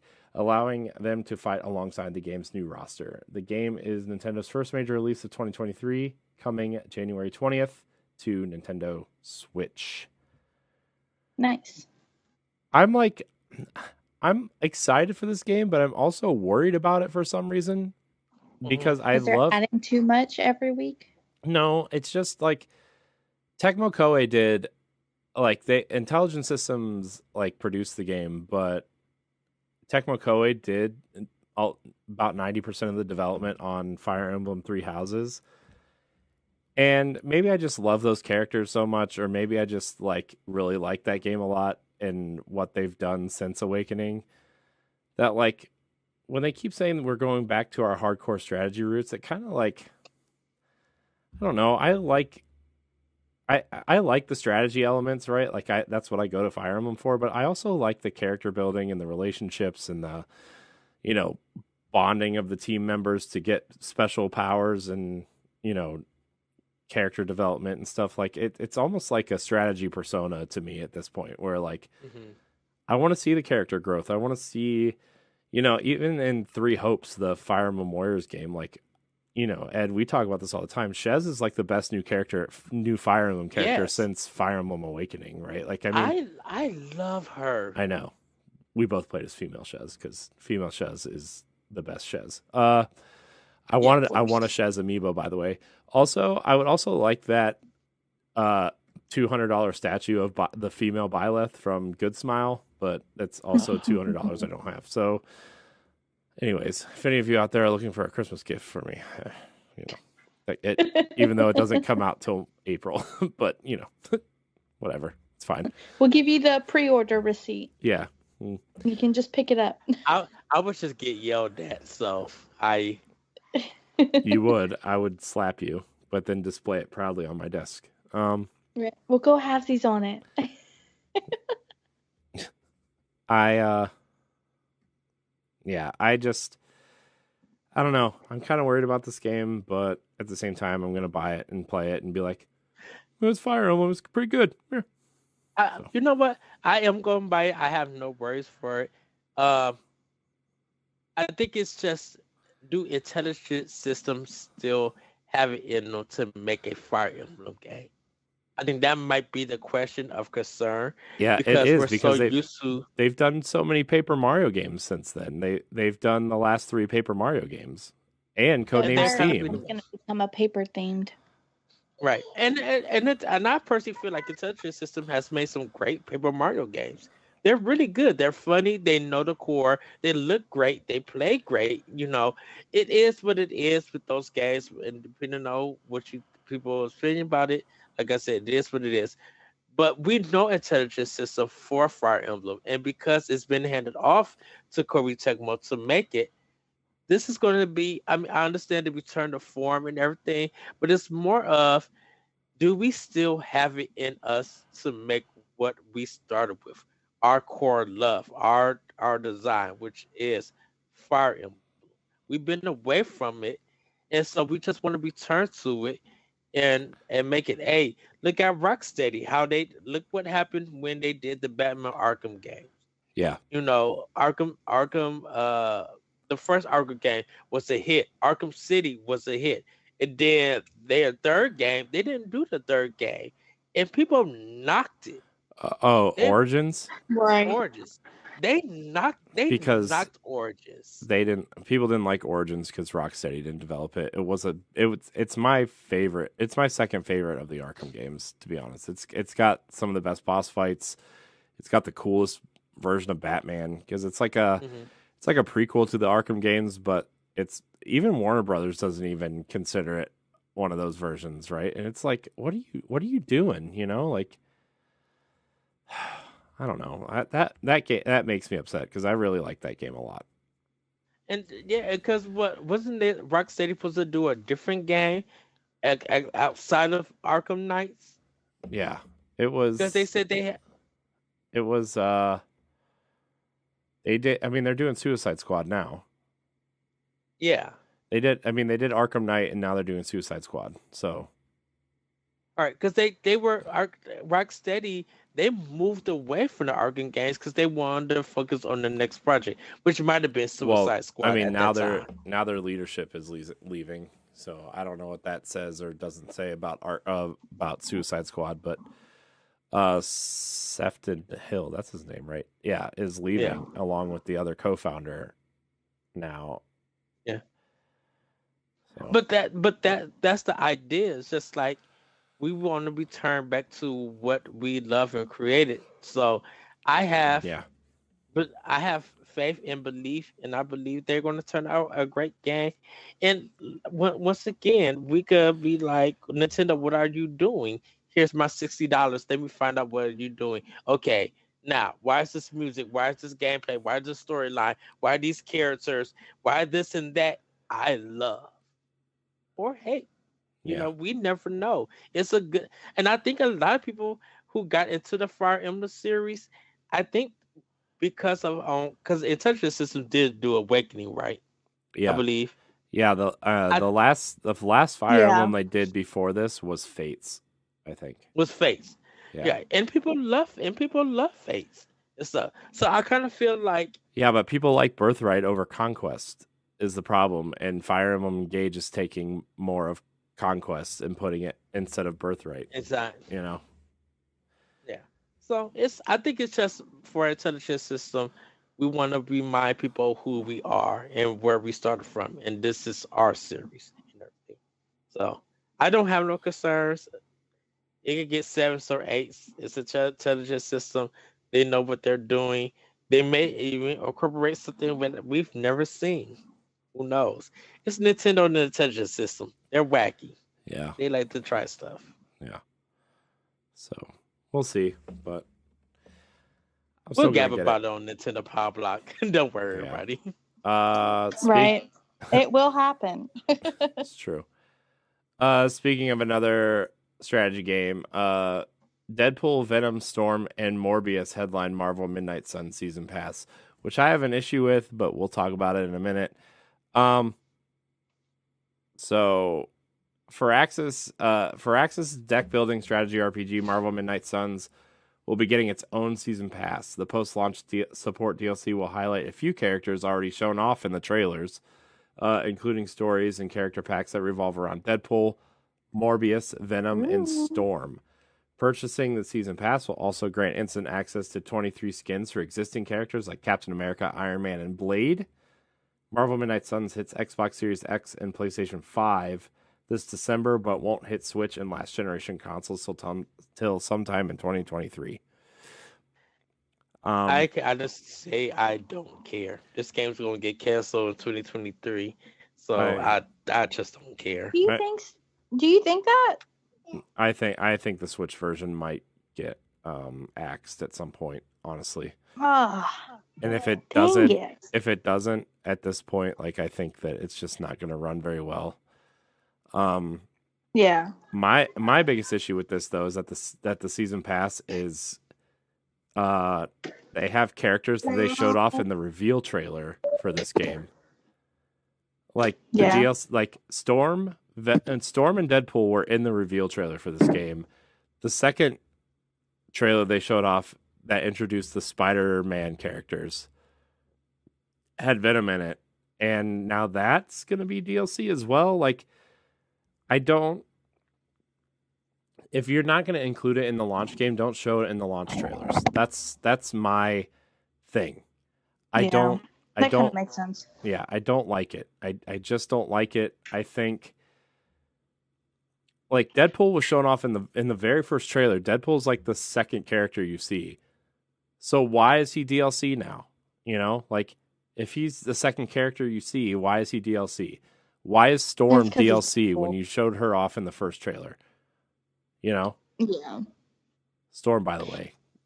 What I feel like this is that they're trying to show you all the good characters so that whenever you get on there, that you're like, oh crap, I have to buy it. Well, I've already bought the game. I might as well buy the DLCs. I get it, but like Marvel is so full of cool, like Marvel is so full of cool characters that like I don't think you need to do that for like Don't if No, I they think shouldn't. Deadpool. I think so. You look at the launch lineup of characters for this game, right? Blade, Wolverine, Iron Man, Captain America, Doctor Strange, and I think there's like 10 or 12 characters to start off with, but like, don't show Deadpool. Like, Deadpool is cool enough to have his own reveal for a DLC. Don't show Storm. Storm is a cool enough character to show off for a DLC, right? Yeah. Venom, definitely a cool enough character to show off for their own DLC. Don't show these characters if you're going to relegate them to DLC. Just don't do it. Like, Yeah. hold off, and then when you're ready to show DLC or say, hey, here's the season pass, like, show them off. Then show them. Yeah, makes sense. I think it's just a scammy way for them to get more money. And it is. And like, I get it. Maybe development changed partway through. I mean, this game's been delayed like 3 or 4 times at this point already. That's what I think. And I agree with that. And maybe this gives them more time to work on these characters, but it's just like, I don't know. This game just feels like it's in a lot of trouble in a lot of different ways. And don't get me wrong, it could be good. It could be great. But this DLC plan just really angers me. And the fact that like, the Switch version will probably come out and not get the DLC, right? Too. I mean, that's also a possibility. Very rare, though, on the Switch as opposed to the Wii U. But I've bought a few games on Switch thinking that I would get DLC later, and it's not coming. Like the Kingdoms of Amalur remaster that came out. I bought it for Switch because I was like, oh, man, that game's awesome. I'm going to play it and play the new DLC there. It's not getting the DLC. The Switch isn't getting the DLC. And it's like, come on. Anyways, enough complaining from me. So, that's our news. Yay. Yeah. Everybody. Who's going to read the Pack Watch? Our new segment. Our new / Pack Watch. Old segment. Courtney, how about you read Pack Watch? Oh goodness. Okay. Let me see. I gotta find it. Let me. You find it. I'll kind of explain what it is. So, Pack Watch. Okay. We used to have a segment on the show called Hey You What's New, where we kind of ran down a list of new games, and so we kind of want to bring. I didn't want to keep using that name, just because that crew isn't really part of the show anymore. But I still want to do like a new release segment. And so we came up with the idea, the old kind of upcoming game section in Nintendo Power was called Pack Watch. And it was like a list of all the upcoming games with like descriptions or like how far along they were in development or, stuff like that, screenshots. So why not bring Pack Watch here to Nintendo Pow Block? With the notable upcoming games that are out this week. I found it. Good job, Courty. Okay. We're proud of you. Thanks. Wish me luck on my dyslexic. So let's do this. Are you ready? Yep. Yes. Welcome to Pack Watch, where we tell you upcoming games that are notable games out for this week. Who's ready? I'm ready. So November 2nd, Doraemon Story of Seasons, Friends of the Great Kingdom. What? You mean you never heard of Doraemon? I haven't heard of Doraemon. Oh, man. Where have you been? Hiding in a rock.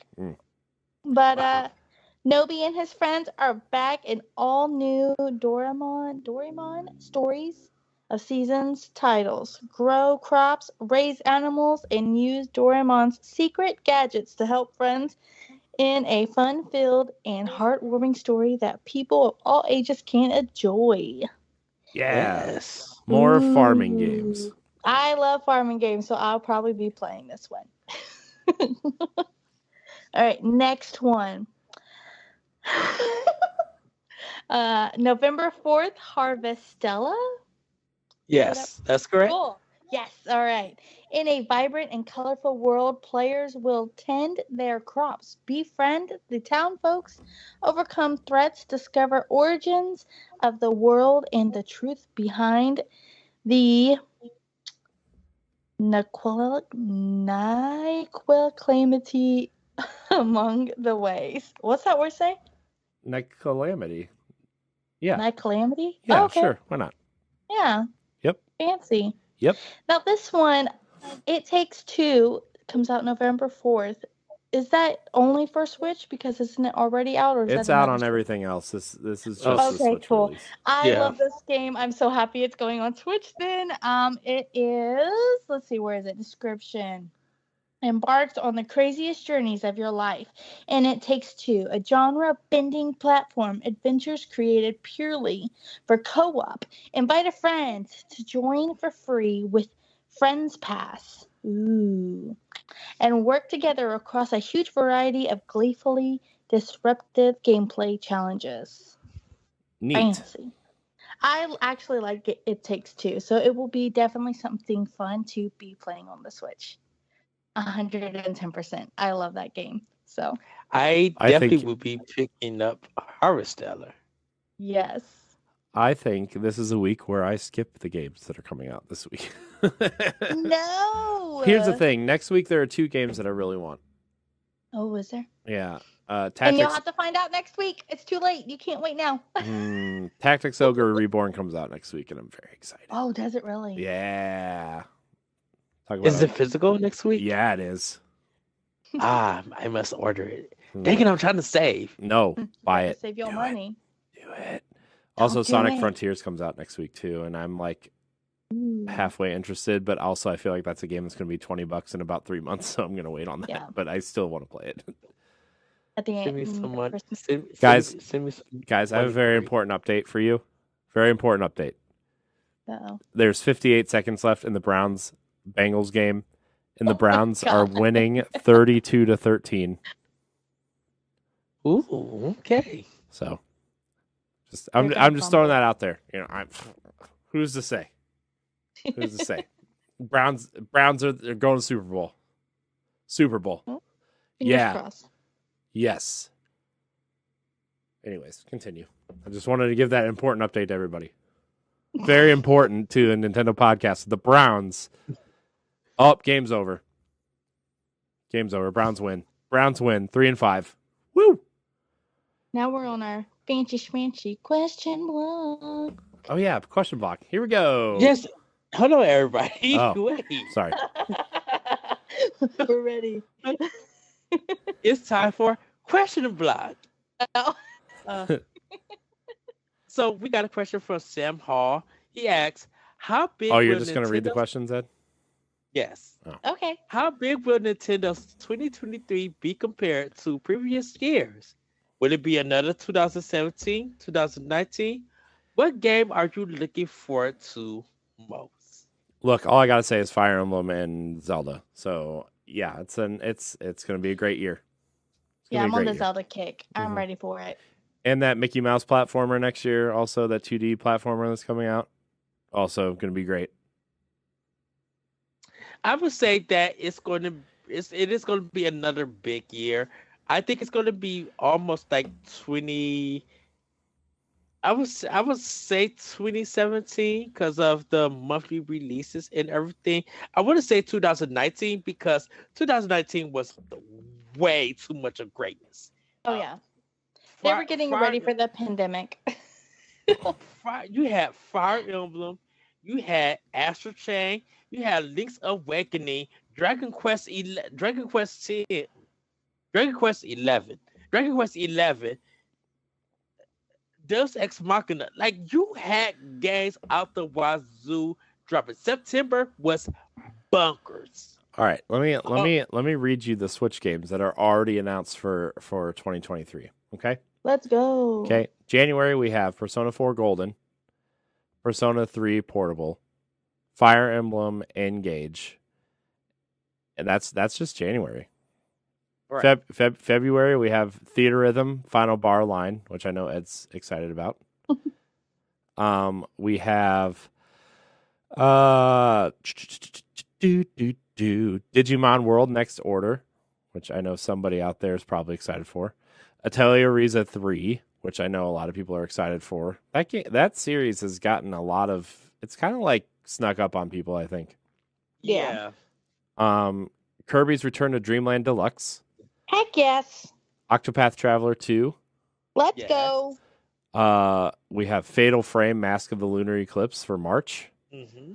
We have The Legend of Heroes Trails to Azure, which is a JRPG.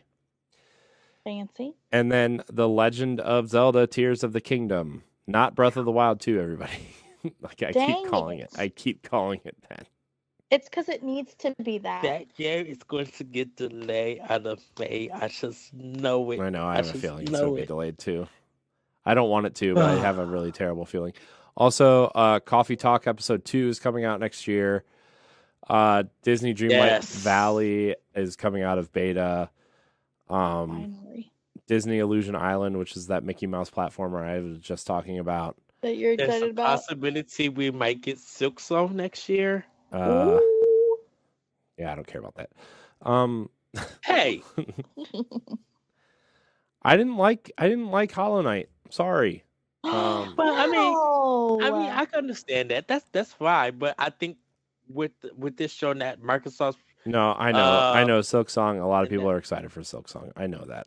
I like to be the pooper on certain games. So, Front Mission 2 remake is now listed for next year, which also means Front Mission 3 remake is listed for next year.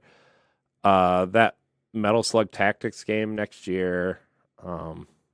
Although there's some reasons why I don't know if I want to support that game or not, but that's a different story for a different day.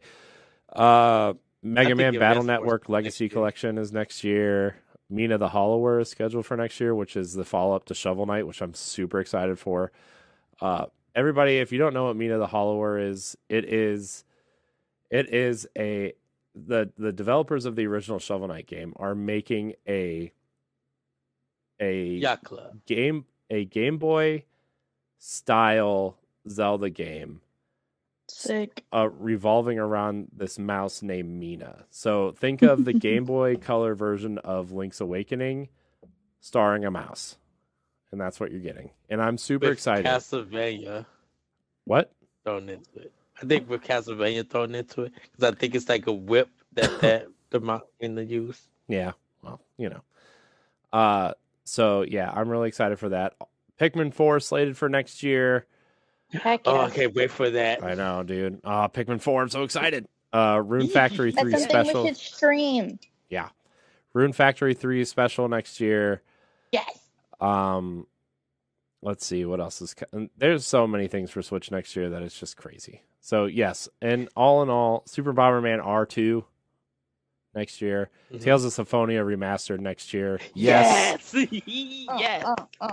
I don't care if it's the PS2 version. I just want this game on my system. Bandai Namco, you need to fix it. Fix it. Nintendo, throw them some coins. And there's a game for you called Thirsty Suitors. That's probably for you. No, it's not. I'll watch the trailer later. You suck at parking also next year. So there's a lot of great games. Hey, that's a game for me. Look, I would say this: the game that I'm looking forward to next year is definitely Legend of Zelda: Tears of the Kingdom. Like, I'm ready to, I'm ready to dive in. Of course, it tells us so funny, but I'm ready to dive in and have these 2-month conversations about this game, about what people did, what is the story, is it another 10 game of the year? It's going to be. Oh. Uh-oh. All right, so next question? Yes. So our good friend Jack Geek Bro 27 asks, what's the best candy to go with gaming? I could honestly say, I'm going to answer this one. For me, it's the Lifesaver Gummies Wild Berries. Oh, yeah. That would be a good go-to. I would say Pockies. Which one though? Because I like the chocolate covered banana ones. Oh yeah.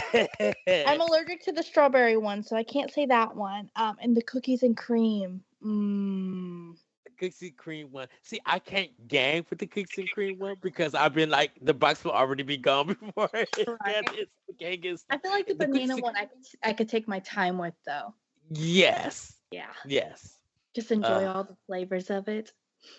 Yes. But definitely oh here you go, Corey. Yeah, definitely those yeah, Pockies are so good. Just They love are. them. Uh yes. Uh-oh. So Corey, what is the best candy to go with gaming for you personally? Oh man, candy. Hmm.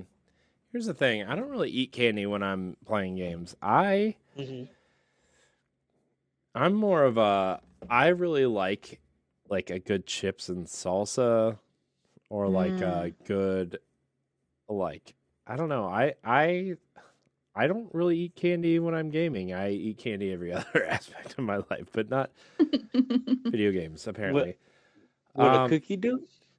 I mean, Can't I guess. even be cookie. I don't know. I don't know. I do enjoy Mike and Ike's. I gotta tell you though, Mike and Ike's are good.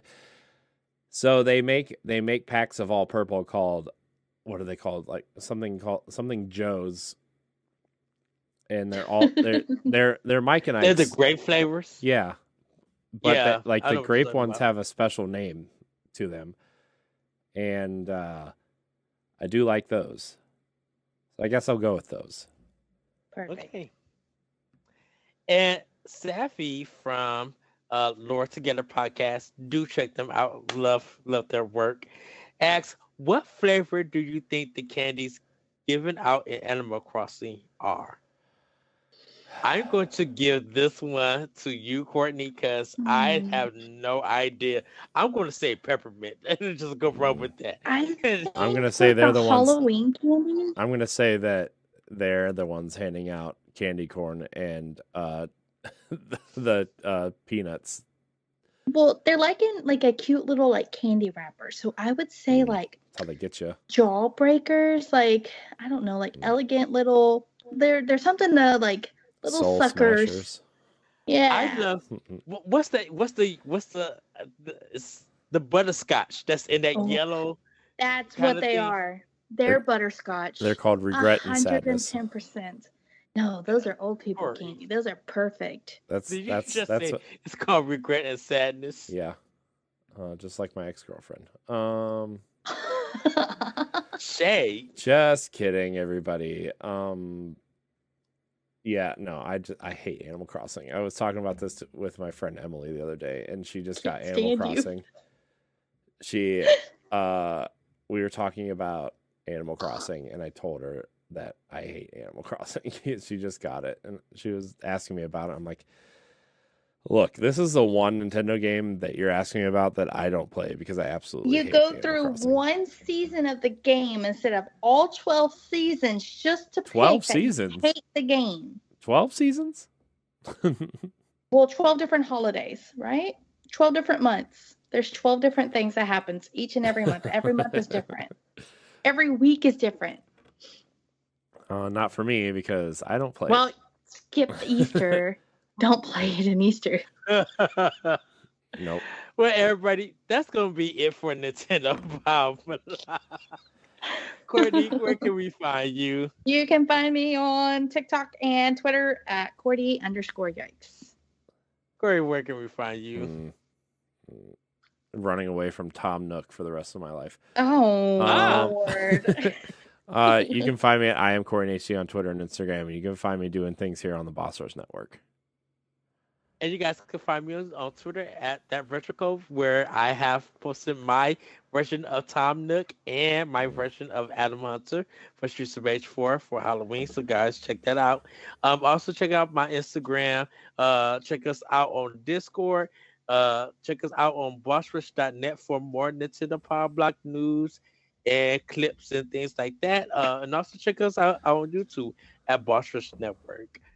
Check out Expansion Pass on our YouTube channel. But if you want to get early access, become a Patreon just for $1. You get early access for our shows and other podcasts like we mentioned, Talk the Walk. Yes. 1v1, and more. With that, everybody, have a great week. Have a great weekend. We will see you in November. Ooh. Because this is almost getting time for our Game of the Year discussion in Guess a I couple better of play weeks. some games that came out this year. Yes. So, Considering I've only played, 3, maybe. But with that, everybody, have a great weekend. Have a great week. Have a great weekend. And we'll see you next time on Nintendo Pow Block. Bye, everybody. Goodbye. Bye.